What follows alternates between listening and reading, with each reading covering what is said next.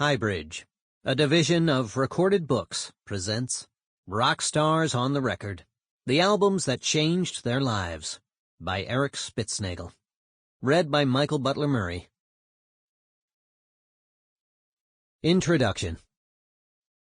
In September 1991, just weeks before Nevermind became the biggest album in the universe upon its release, the three members of Nirvana went on a London television program called Raw Power TV.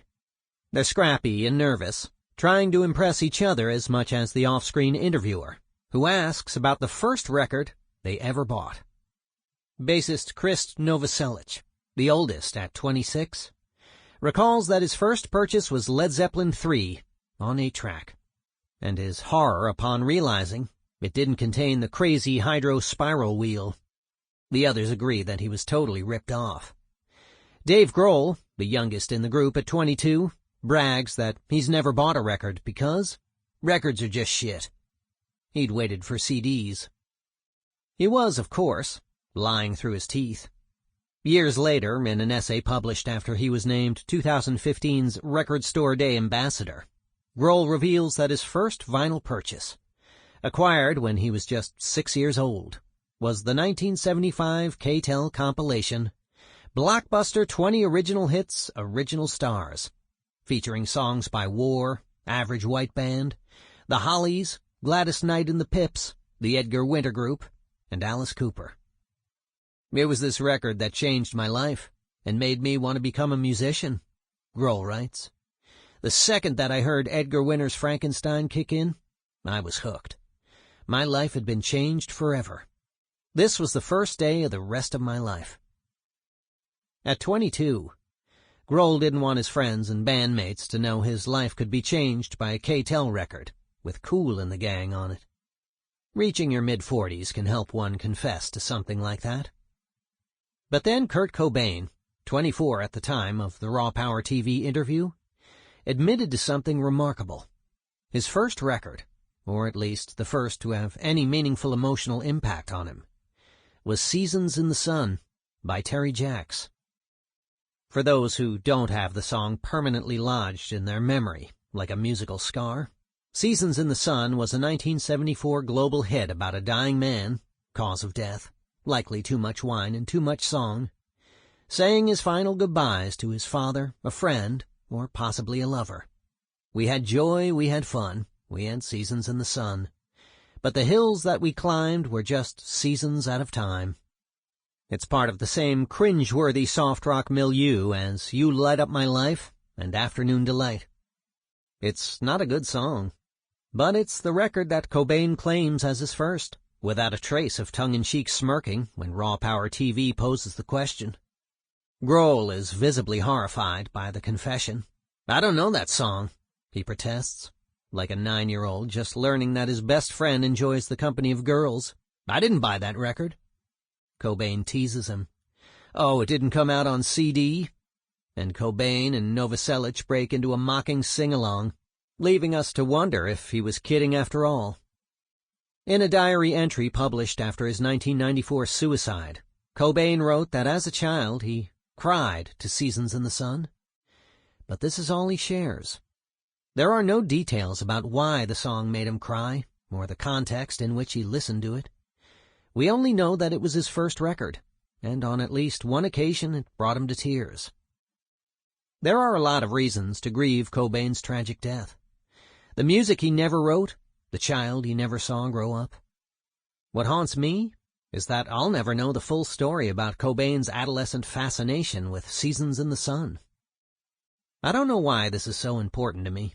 The answer would not unlock any of the mysteries to his songwriting genius.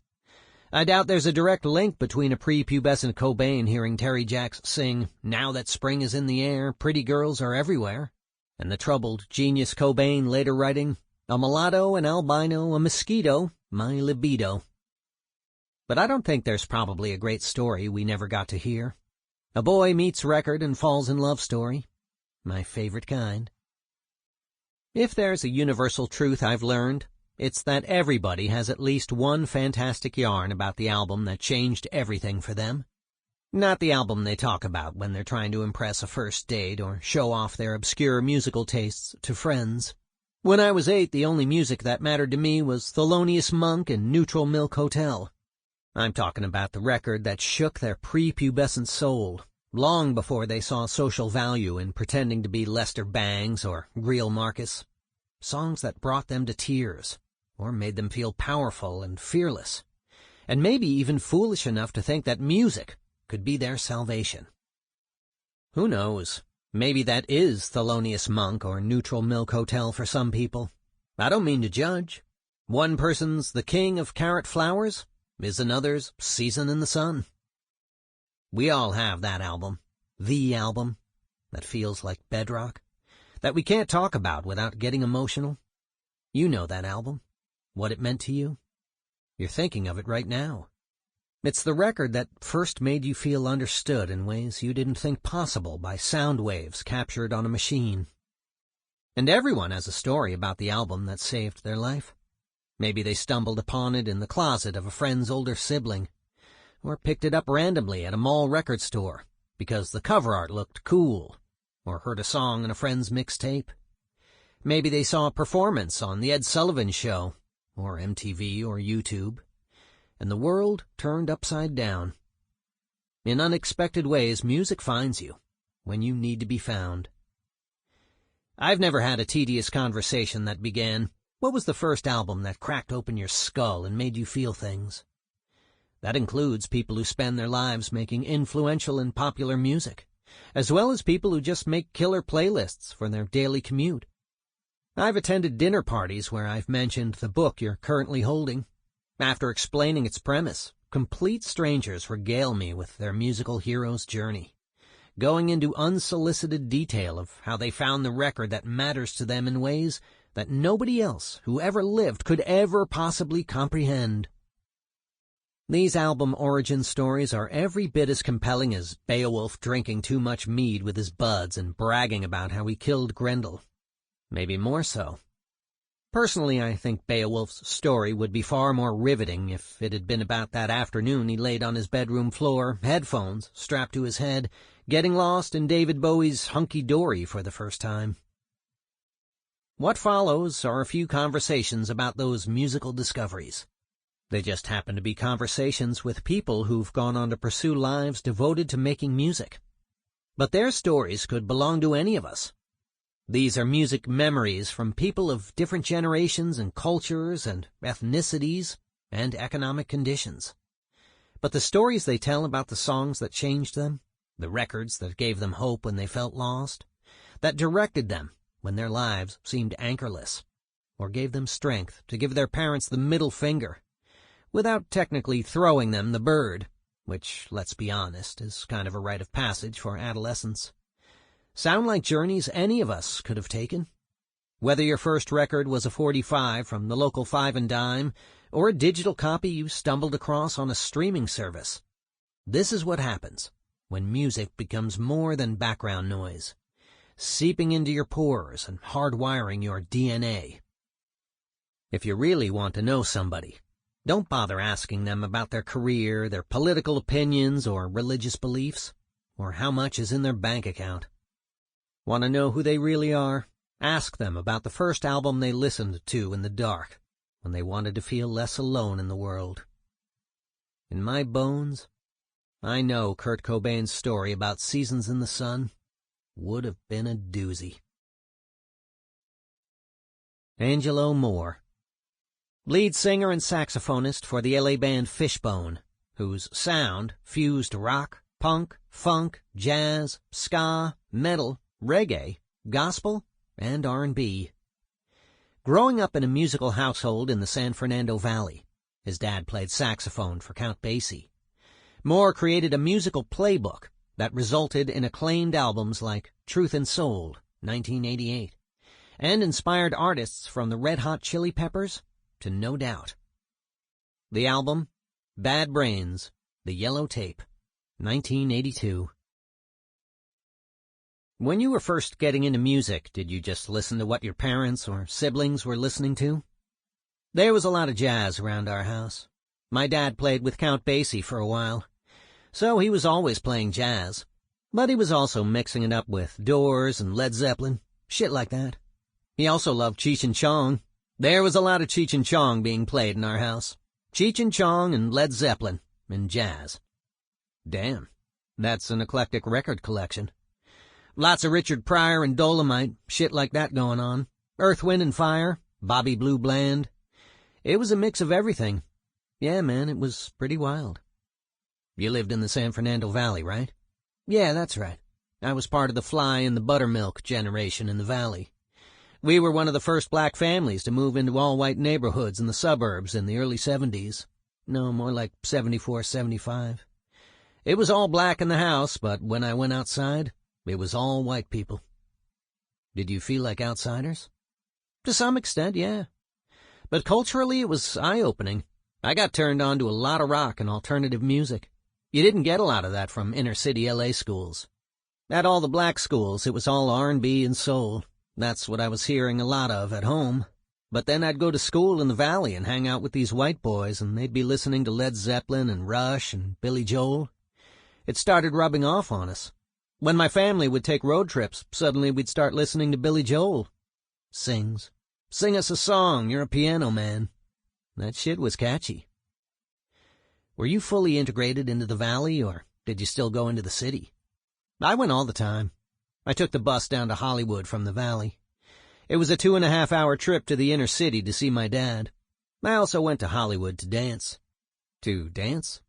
Street corner dancing and shit. Pop locking and break dancing. We'd dance on the corner of Sunset and Vine. I'd get on the bus after school with my boombox, and 2 hours later I'd be on the street. I'd put it right there on the corner and get my dance on. Until somebody stole it. Somebody stole your boombox? Somebody stole my boombox, man. When I was going down to visit my dad in the hood. Crazy shit, man. Did somebody grab it out of your hands? I was on the bus and some gangster motherfucker was like, "Give me your radio, punk." It was terrible. But that bus ride, man, it was everything. It was where I discovered the Bad Brains. How so? I was at a bus stop somewhere in Hollywood, and someone handed it to me. The first Bad Brains cassette. The yellow tape? They just gave it to you? This dude just walked up to me and said, "Here, listen to this." He pushed it into my hands, and I was like, "What?" I didn't even have a chance to react. It was like a green cover, I think. I'm pretty sure it was yellow. I remember the cover was the White House getting struck by lightning. That's the one. I was like, Bad Brains? What the fuck are bad brains? The first thing I thought about was maggots. Bad brains? Oh my God. Somebody's got maggots in the brain. Not really the best imagery. No, maggot brain, that's a good thing. It is? Maggot Brain by Funkadelic is probably one of my favorite songs. Oh, well, sure. I started listening to it and I was like, God damn, man, these white boys are killing it. Then I looked at the back with a photo of the band, and they were these Rastafarian dudes. Not what you were expecting? Not at all. It really fucked me up. The music is this mixture of punk rock and reggae, which are just polar opposites in terms of music genres. It was like the North Pole and the South Pole, and it was all ridiculously fast. I listened to this shit and I was like, shit, anything is possible. This is, what, 1982? You were in a band at that point, right? Yeah, 82, right. We got together in junior high, man. Did the Bad Brains cassette color your songwriting? Not right away. But I put Ma and Pa over one of those Bad Brains songs. I wrote Ma and Pa, What the Hell Is Wrong With Y'all as a poem while I was listening to the Bad Brains reggae song I Love I Jah. And when I recorded it, I used a 4-track recorder and read my lyrics while I Love I Jah was playing underneath it. That was some of my early demo days, man. When you listen to the yellow tape now, does it bring you right back to riding the bus between the Valley and Hollywood? Yeah, man. You know what it reminds me of? It reminds me of being scared for my fucking life, because some motherfucking racists are trying to kill me. Seriously? Seriously. I get chased every once in a while, get called names and shit. When I ended up going to Bad Brains shows in Hollywood, it gave me an opportunity to let out a lot of anger. I was going through a lot of shit during those times. It goes beyond the Bad Brains, man. The Bad Brains was the first band that I discovered, and then shortly after that it was the Dead Kennedys and Jello Biafra. That motherfucker is a whole encyclopedia. You learn a lot from him. So the bad brains was your gateway drug. They absolutely were. Because of them, I discovered the whole punk rock scene. Circle Jerks, Black Flag, the Anti-Nowhere League, all that stuff. I was like, wow, man. It was the complete polar opposite of the funk and R&B that I grew up in. You mentioned racists trying to kill you. Was that a regular thing? Were you being harassed? All the time, man. All the time. Did the music help? I mean, obviously it can only help so much, but did it make you feel less afraid? Less powerless? Let me tell you a story. It was, I don't know, sometime in the early 80s. I'd just gotten off the bus from L.A. 2.5 hours after dancing in Hollywood with my boombox. I walked off the bus in the valley, and this redneck dude, this guy in a truck, started hassling me. He was shouting, "Hey, nigger! Fuck you, nigger!" Jesus Christ. I walked away trying to ignore him, but he kept following me, shouting all this shit at me. Finally, I yelled back at him, "Fuck you!" Well, that set him off. They turned around and started yelling, "We're gonna get you! We're gonna kill you, you fucking nigger!" They? Yeah, there were a bunch of guys in the truck. So I take off running, and I'm holding my ghetto blaster and my saxophone, and I had a backpack on, right? Oh, my God. My hands are full. You don't throw any of it to the ground? What? Fuck that. I'm not dropping my saxophone or boombox for a fucking racist piece of shit. Fair enough. So they chase me into a Vaughn's, and I'm just walking around the store waiting for them to leave. I hear them outside shouting, "We're waiting for you, nigger." I'm getting angrier and angrier, and I realize I have the Bad Brains tape in my boombox. Yeah? And I was like, fuck these motherfuckers. So I pressed play and I walked outside with it, and the Bad Brains were blaring, and the rednecks turned their truck around and drove away. Holy shit! They just took off. You repelled them with the power of the Bad Brains. Laughs. It felt like it, man. A punk reggae hybrid played at a ridiculous time signature negated their racist hate. I don't know about that, but they left, and I listened to the rest of the tape, and I felt pretty good. I felt pretty good that night, man. That's some wild shit, right? Alice Bagg. Born in East L.A., a first-generation Mexican-American, Alicia Alice Armendariz became the lead singer and co-founder of The Baggs, one of the first punk bands to emerge from Los Angeles in the mid-1970s. The band's performance of Gluttony was featured in the 1981 documentary The Decline of Western Civilization by filmmaker Penelope Spheris. The album, David Bowie, Hunky Dory, 1971. Did you grow up in a house filled with music? My dad was into ranchera, and my mom was into Mexican pop. My sister was into soul music. The Beatles, too, but mostly soul music. Were there battles in your house for musical dominance? Your dad playing ranchera in the living room, your sister blaring soul from her bedroom? I remember my sister having one of those little suitcase-type record players. I don't even know if you remember those, but they were like a little box. My sister used to play the twist on her suitcase record player in the laundry room. We'd close the door and have dance parties. There was a big stereo in the living room, but whenever my father was home, he was the boss. We would listen to whatever he wanted. Did you like ranchera music? I learned all the songs, and I sang along. I loved music from a very early age. I don't know that I would have made the same choices that my dad did, but all of those songs are so ingrained into my childhood memories that I can't even imagine any other option. Did you have any favorite singers or performers from your dad's records? He had several records by Miguel Aceves Mejia, a ranchera singer with a really powerful voice. There were other singers with smoother tones that I was drawn to as a kid, because I thought the smoother tone was prettier. But as I've grown older, I'm able to appreciate Miguel Aceves Mejia. His voice is all about strength and power and manliness. I get the appeal. It's about being in control of your destiny. Take the gender out of it, and I can absolutely see the appeal for you. I think the hypermasculinity is what attracted my dad to it. It was a man's man singing about owning the world. But when I sing those songs, I do feel powerful. And you can't listen to ranchera without singing along. It's impossible. It's against the rules. It's not a spectator sport. Absolutely not. Everybody is singing, no matter how off-key. You have to sing.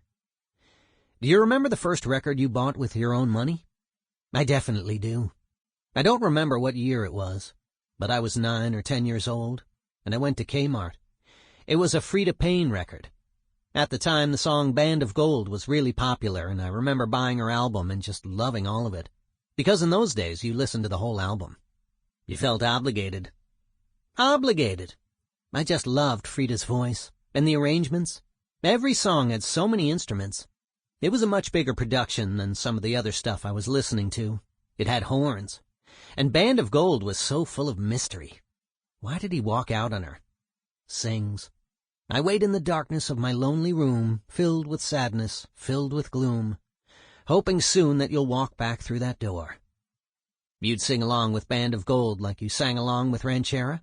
Oh, I sang along with everything. I was a sing-along girl. I was kind of a homely kid and didn't have a lot of friends. But the one strength that I had was I could sing. Or at least I wasn't shy about singing, and I always got positive feedback for it. So I did it as often as I could.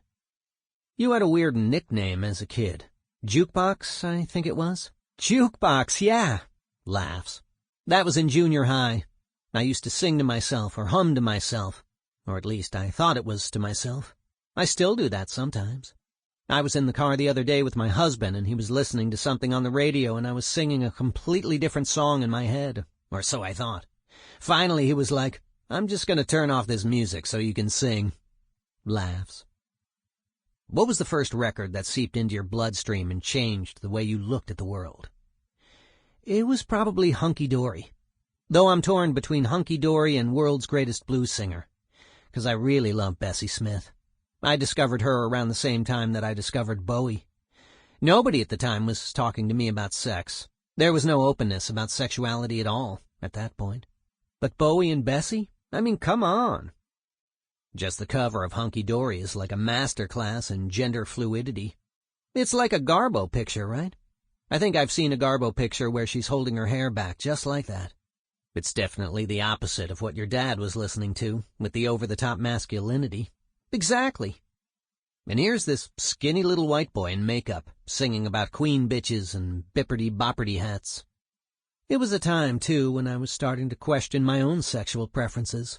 I knew that I had bisexual feelings, but I didn't know that there was a word for it, and I didn't know how to express it.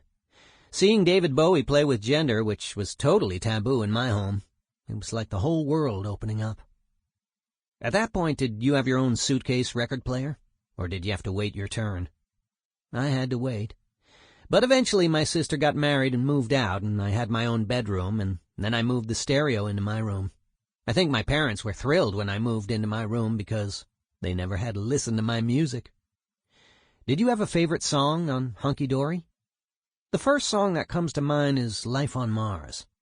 He's talking about this girl with the mousy hair, a girl that I imagine has been ignored by people around her, who's felt unseen. Like you felt unseen? I felt very unseen.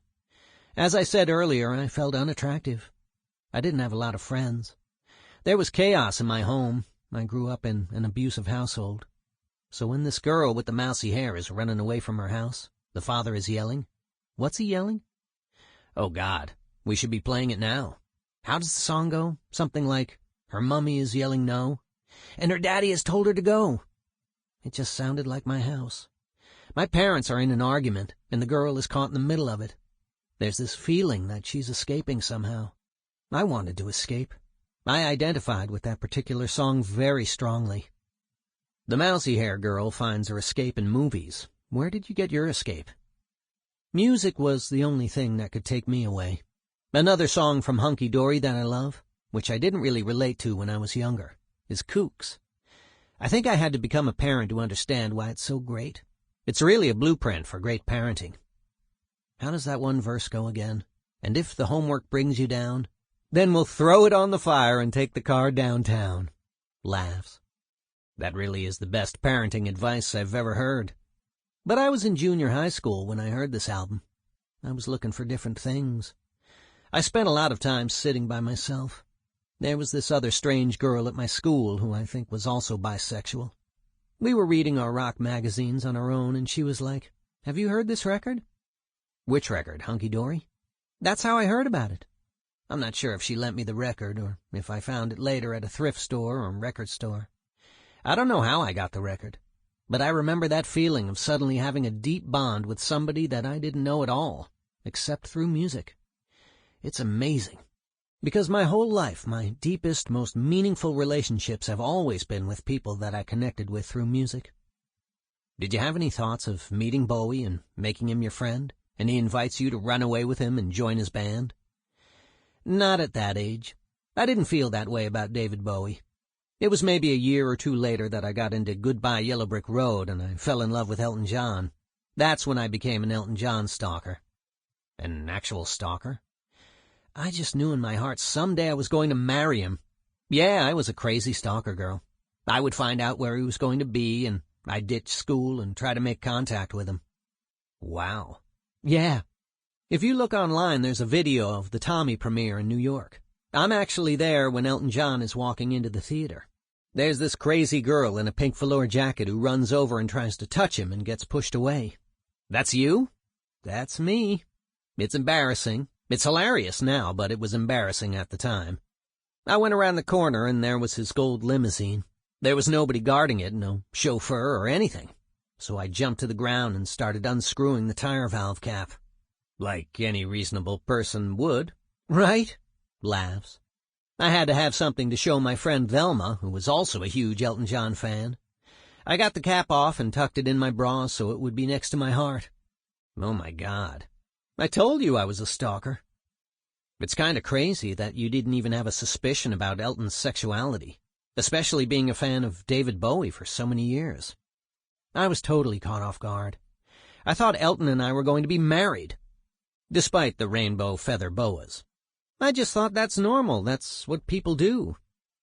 What was it about his music that made you feel that this flamboyantly feminine man understands you, and you're destined to be together? Something in the sound of his voice connects with my soul. It's like a little mallet pounding against the strings of my heart. There's nothing else that will make it vibrate at just the perfect sound wave, the perfect timbre. I went to an all-girl high school, and there were some girls that knew I was bisexual. There was that song, All the Young Girls Love Alice. From Yellow Brick Road. Right. It was this kind of wink and nudge like, all the young girls love Alice. You don't have to read between the lines. Pretty obvious, right? The other girls would whisper those lyrics to me as I was walking down the hall. But I also remember doing a performance in high school where I dressed up like Elton John. I called myself Elton Jane, and I sang Saturday Night's All Right for Fighting. All my schoolmates were up on their feet singing along with me, and it made me feel like a rock star. It was such an adrenaline rush. It was this feeling of, I need to do this again. I have to do this again. Donny Osmond. Utah native who made his debut in the 1960s as the dimple-cheeked 5-year-old leader of the family barbershop quartet Osmonds. By the 70s, he was dominating the charts and co-hosting a hit variety TV show with his sister Marie. During his 5-decade career, he's earned 33 gold records and sold over 100 million records, including #1 hits like Puppy Love, The 12th of Never, and Young Love. The album? Stevie Wonder, My Cherie Amour, 1969. You were singing professionally at an age when most of us were still in preschool. Do you remember the first record that didn't feel like homework, that you listened to just because it gave you pure, unadulterated joy? I do, yeah. I did something kind of fun this morning before the interview. I looked at the Billboard Top 100 during the 1960s and kept going back to see when I stopped recognizing music. It's kind of an interesting backdoor approach. How far did you get? I stopped recognizing a lot of songs around 1962, so I guess my music memories start somewhere in 1963. In '62, there was Peter, Paul, and Mary, If I Had a Hammer. I remember hearing that on my mom's record player. But that's all I remember from that year. In '63, there's Chubby Checker, Andy Williams, Dean Martin, and Perry Como. My mom listened to all of that. Andy Williams, that was my life. I was on his show, so I had to start singing like him. But it's really around '63, '64 that things start kicking in. I heard a lot of songs for the first time at this rehearsal hall we used when we were living out in the San Fernando Valley. It was a place that I hated. I hated and loved that room at the same time. Sample complete. Ready to continue?